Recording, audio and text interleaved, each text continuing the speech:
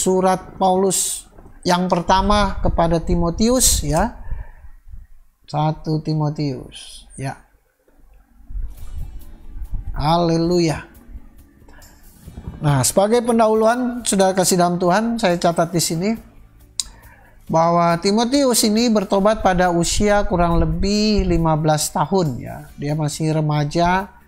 Dia sudah menerima Yesus sebagai Tuhan dan juru selamat. Ketika Rasul Paulus mengunjungi ya kota asalnya Listra ya. Nah, Paulus berjumpa dengan Timotius ya. Dia usianya masih belasan tahun, masih 15 tahun. Dan 7 tahun kemudian dari usianya 22 tahun ya, Timotius ikut dalam pelayanan penginjilan bersama Paulus. Dan terjadilah hubungan persahabatan yang sangat erat antara Paulus yang saat itu sudah berumur kira-kira 70 tahun ya, dengan rekannya yang lebih muda. Wah, 22 tahun dengan 70 tahun. Nah, saudara, perbedaannya sangat jauh ya. Dan ini anak rohani dari Paulus, Timotius ini. Nah, setelah pemenjaraan Paulus yang pertama, ia mengunjungi beberapa tempat antara lain Efesus, dan karena tidak dapat lama berada di sana, ia meninggalkan Timotius ya untuk memikul pelayanan di sana. Ya. Ketika ditinggal sendirian, Timotius mendapatkan ujian yang sangat berat. Ya. Karena sebelumnya ia sangat bergantung kepada nasihat Paulus, tapi kemudian Paulus meninggalkan dia. Ya, dia harus merawat jemaat yang di sana. Dia masih muda, dia masih perlu banyak nasihat ya dari Paulus. Nah, sementara sifat Timotius ini agak pemalu dan dia peka. Nah, sebabnya Paulus menulis surat kepadanya dari Korintus. Ya, Paulus menulisnya dari Korintus untuk mendorong dia dan memberikan beberapa nasihat ya kepada Timotius ini. Nah, isi dari 1 Timotius ini, saudara, kitab ini tulis untuk meminta Timotius tetap tinggal di Efesus ya, agar Timotius menasihati orang-orang tertentu yang mengajarkan ajaran lain. Ya, rupanya kembali ya, karena ini gereja masih mula-mula, ada ajaran-ajaran yang berbeda ya. Jadi Paulus meminta Timotius untuk tetap di Efesus ya, untuk menasihati orang-orang yang masih mengajarkan ajaran lain dan membicarakan dongeng-dongeng ya, yang justru membawa masalah bagi jemaat ya. Di pasal 1 ayat 34 itu ya, di sana dituliskan mengenai ajaran sesat, judul perikopnya. Ketika aku Paulus dalam hal ini hendak meneruskan perjalananku ke wilayah Makedonia, aku telah mendesak engkau Timotius ya, supaya engkau tinggal di Efesus dan menasihatkan orang-orang tertentu ya, agar mereka jangan mengajarkan ajaran yang lain. Ayat 4, ataupun sibuk dengan dongeng dan silsilah yang tiada putus-putusnya, yang hanya menghasilkan persoalan belaka dan bukan tertib hidup keselamatan yang diberikan Allah dalam iman ya. Jadi mereka masih sibuk dengan tradisi-tradisi, dongeng-dongeng ya, nenek moyang, dan ya habis-habisnya istilahnya ya. Tetap justru dengan demikian akan menghasilkan persoalan di tubuh jemaat. Jadi bingung jemaat ya, mana yang harus mereka turuti, nasihat mana. Nah, saudara, keadaan di jemaat di Efesus ya, ada orang yang menjadi guru tetapi tidak tahu firman Allah. Nah, ini. Nah, mereka menyimpang dari ajaran Alkitab. Kehidupan rohani yang tidak bertumbuh, ada juga ya persoalan-persoalan pribadi dan persoalan kepemimpinan ya dalam ibadah jemaat, dalam mereka beribadah di sana di Efesus. Nah, tujuan khusus dari 1 Timotius ini, surat ini ya, tentunya menasihati Timotius mengenai kehidupan pribadi dan pelayanannya. Kemudian mendorong Timotius untuk mempertahankan kemurnian Injil dan standarnya yang kudus. dari pencemaran oleh guru-guru palsu. Dan yang ketiga, memberikan pengarahan kepada Timotius mengenai berbagai urusan dan persoalan gereja di Efesus. Ya. Nah, dalam surat ini, saudara, dibentangkan 3 hal yang ada sangkut pautnya satu sama lain. Apa itu? 3 hal dalam surat 1 Timotius ini. Yang pertama, peringatan kepada Timotius terhadap tentunya ajaran-ajaran salah ya yang terdapat di dalam jemaat di Efesus. Ada ajaran-ajaran sesat. Dan ajaran-ajaran itu merupakan campuran ya, dari faham Yahudi dan faham non-Yahudi. Ya. Dalam hal ini faham-faham filsafat Yunani ya pada saat itu. Ya. Campuran ya, berdasarkan kepercayaan bahwa semesta alam sudah jahat ya, ini menurut mereka.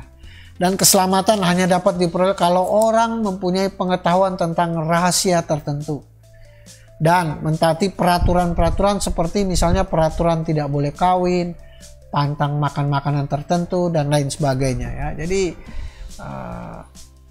keselamatan diperoleh jika seorang ya melakukan peraturan-peraturan ya, peraturan-peraturan manusia sebenarnya ini ya.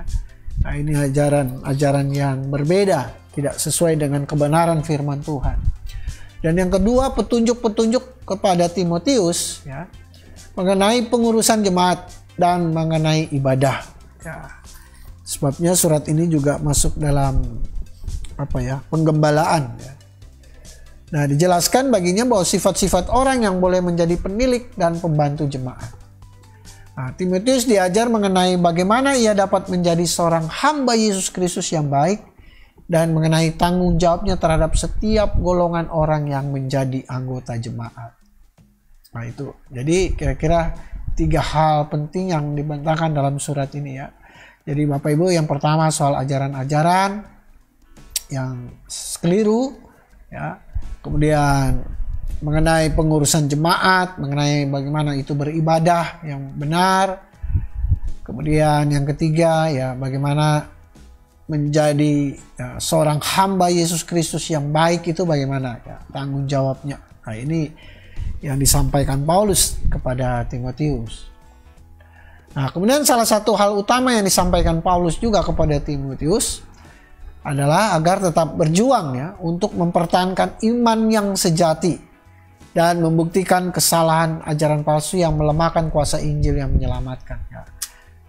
Tadi saya sudah baca di pasal 1 ayat 3 ya sampai yang ke-7 ya, ini bicara tentang ajaran sesat. Saya bacakan lagi. Ketika aku hendak meneruskan perjalananku ke wilayah Makedonia, aku telah mendesak engkau supaya engkau tinggal di Efesus dan menasehatkan orang-orang tertentu agar mereka jangan mengajarkan ajaran lain. Ayat 4. Ataupun sibuk dengan dongeng dan silsilah yang tiada putus-putusnya, yang hanya menghasilkan persoalan belaka dan bukan tertib hidup keselamatan yang diberikan Allah dalam iman. Ayat 5. Tujuan nasihat itu ialah kasih yang timbul dari hati yang suci, dari hati nurani yang murni, dan dari iman yang tulus ikhlas. Ayat 6.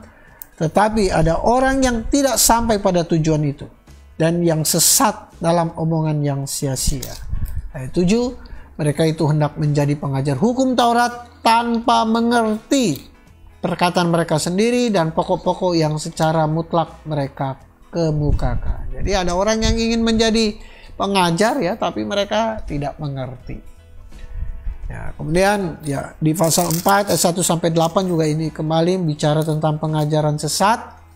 Kemudian di pasal 6 ayat 3 sampai ya 5, kemudian ayat 20 sampai 21 ya, tentang pengajaran sesat.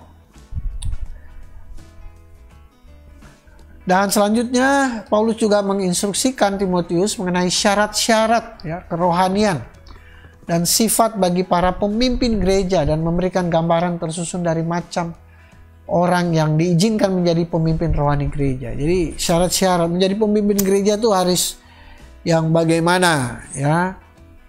Jadi dijelaskan juga di 1 Timotius ini ya syarat-syarat untuk menjadi diaken ya,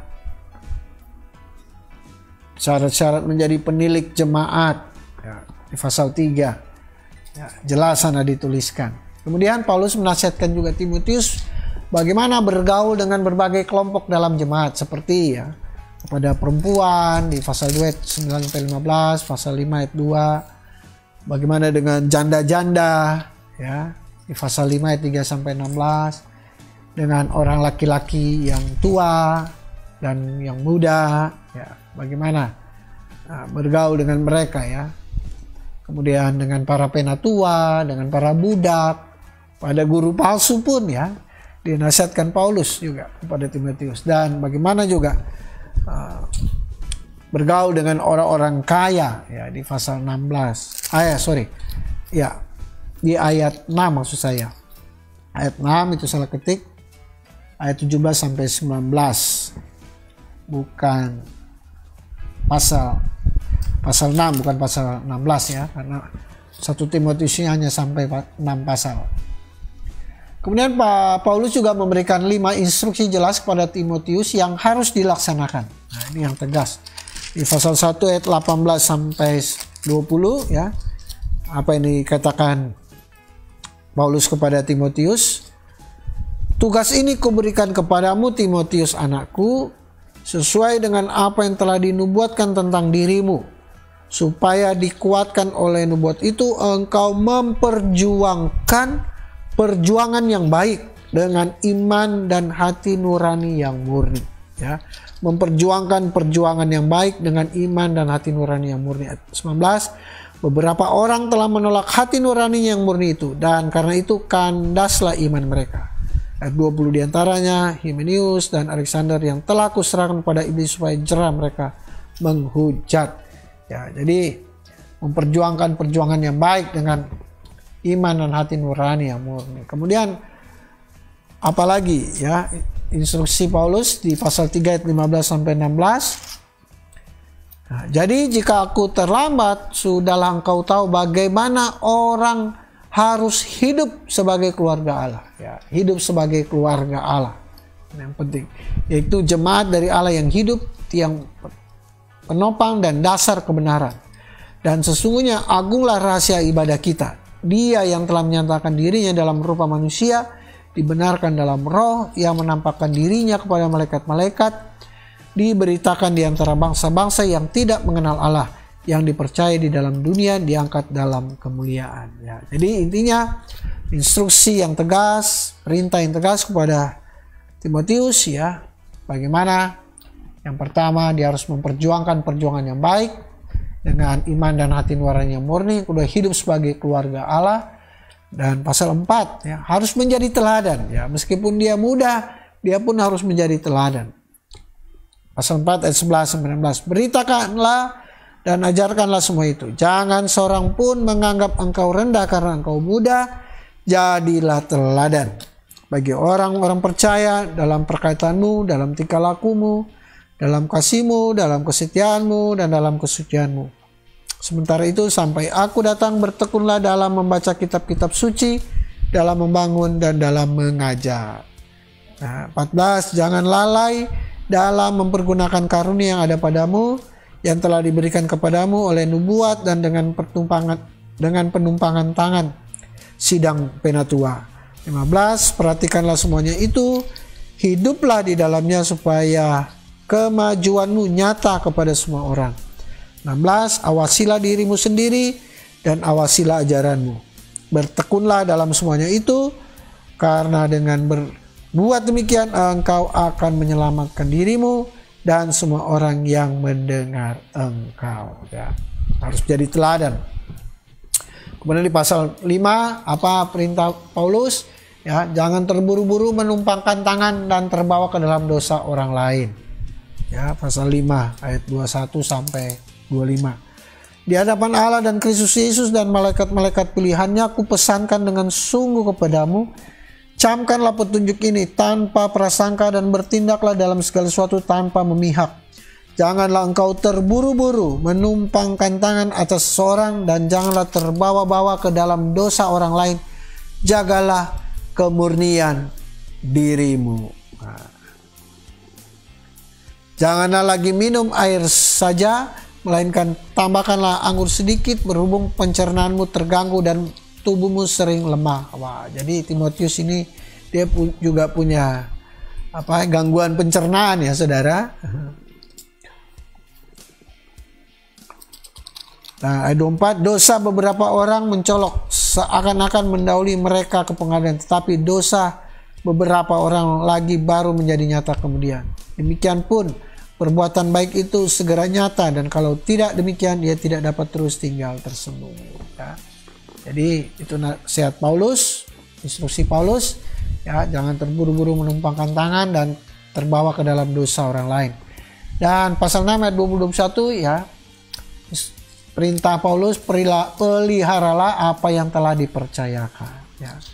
Ayat 20, hai Timotius, peliharalah apa yang telah dipercayakan kepadamu.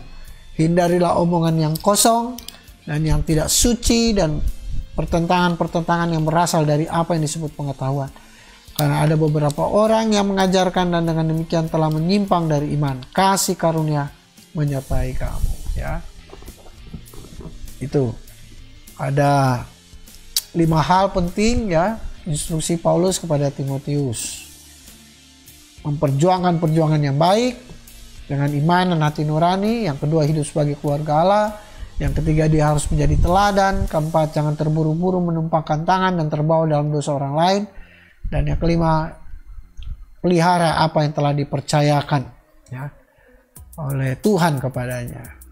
Dan kemudian di dalam surat ini Paulus juga menyatakan kasih sayangnya kepada Timotius sebagai anak rohaninya dalam iman dan mengajukan suatu standar kesalehan yang tinggi untuk kehidupannya dan untuk gereja. Nah, saudara, ada ajaran-ajaran utama dalam kitab ini. Yang pertama di pasal 1 ayat 1-20 ini pengajaran tentang tugas seorang ya, pemimpin gereja, seorang pendeta ya. Jadi seorang pemimpin jemaat. Nah, kita bisa belajar dari pasal 1 ini bagaimana menjadi pendeta jemaat ya, atau hamba Tuhan yang dipercayakan Tuhan untuk menggembalakan. Kemudian di pasal 2 ayat 1-15 pengajaran tentang ibadah jemaat dan sikap di dalam beribadah ya. Di dalam bagian ini dijelaskan mengenai isi doa anggota jemaat dan bagaimana sikap laki-laki ketika beribadah dan bagaimana sikap seorang perempuan juga di dalam ibadah. Kemudian di pasal 3 ayat 1-16 ya, pengajaran tentang syarat-syarat pekerja gereja, baik itu penatua maupun diaken ya. Dalam bagian ini Rasul Paulus memberikan syarat-syarat ya, seorang yang akan dipilih menjadi pekerja penatua ya, pekerja gereja, penatua dan diaken. Tapi walaupun demikian, syaratan ini juga merupakan pembuktian kedewasaan rohani setiap orang percaya tentunya. Dan yang keempat di pasal 4 sampai pasal 6 ya, ini pengajaran tentang kehidupan seorang hamba Tuhan dan setiap orang Kristen, seorang percaya. Nah, di bagian ini jelaskan bahwa seorang hamba Tuhan haruslah menjadi seorang hamba Tuhan Yesus Kristus yang baik, tekun dalam mengajar dan setia kepada kebenaran firman Allah. Dan kehidupannya haruslah dapat menjadi teladan setiap orang, khususnya dalam pergaulannya ya, dengan siapapun, bahkan dengan semua anggota jemaat. Oke, nah selanjutnya saudara kasih dalam Tuhan, pesan dan penerapan dari 1 Timotius ini ya, apa yang bisa kita terapkan dalam kehidupan kita sehari-hari, kehidupan berjemaat, ataupun kita sebagai pemimpin, sebagai pelayan Tuhan ya. Yang pertama, gereja harus diperingatkan terhadap ajaran sesat ya. Bahwa ajaran sesat sudah merupakan ancaman ya, sejak permulaan. Di ya, ayat 13-17 dan seringkali sangat erat hubungannya dengan tingkah laku yang salah. Nah, biasanya ajaran sesat itu ya ujung-ujungnya tingkah laku perilaku kita yang melenceng ya, saudara. Kemudian kehidupan yang diubahkan oleh kasih karunia Allah merupakan jawaban yang paling efektif. Kemudian guru-guru palsu itu harus didisiplinkan ya. Ya, sangat jelas ini di pasal 1 ayat 20. Malah Paulus menyebut mereka itu namanya Hymenaeus dan Alexander ya. telah kuserahkan kepada iblis supaya jera mereka menghujat. Waduh, ini disiplinnya sangat keras ya oleh Paulus. Kemudian pesan dan penerapan yang penting juga yang bisa kita ambil dari 1 Timotius ini, yaitu pentingnya berdoa, saudara. Ya, doa harus melibatkan semua orang. Doa juga untuk kita juga harus berdoa untuk para penguasa. Nah, ini menjadi prioritas ya, bangsa dan negara kita. Kita harus doakan, saudara. Itu sebabnya setiap hari ya kita bersyafaat, menopang doa buat bangsa dan negara kita yang terus berjuang untuk mengatasi pandemi corona ini. Nah, kemudian doa juga harus didukung dengan hidup yang sesuai tentunya ya. Jangan kita berdoa tetapi hidup kita tidak sesuai dengan firman Allah. Nah, di sini diingatkan pelajaran penting bahwa doa harus didukung dengan hidup yang sesuai. Kemudian petunjuk-petunjuk untuk para penilik jemaat, ya, para penatua ini. Ya, penatua, penilik jemaat harus orang yang tak bercacat dalam masyarakat dan kehidupan. Ya, keluarganya harus terhormat. Terhormat bukan berarti harus orang yang pejabat atau ya, tetapi artinya bisa menjadi teladan, dihormati oleh banyak orang. Kemudian para diaken harus memiliki moral yang tak bercela dan memenuhi persyaratan rohani ya, di pasal 3 ayat 8 sampai 13. Kemudian apa yang kita bisa terapkan di 1 Timotius yaitu seorang pelayan Tuhan ya, harus bagaimana? Harus memiliki kearifan rohani ya, di pasal 4. Seorang pelayan Tuhan harus memberi petunjuk yang jelas tentang ajaran sesat ya, harus dikasih tahu, harus mengerti, harus bisa membedakan mana ajaran yang benar, mana ajaran sesat. Kemudian seorang pelayan Tuhan harus memperhatikan nilai kesalehannya ya. Dan seorang pelayan Tuhan harus menjadi teladan bagi jemaat. Seorang pelayan Tuhan harus mengatur prioritas yang tepat ya.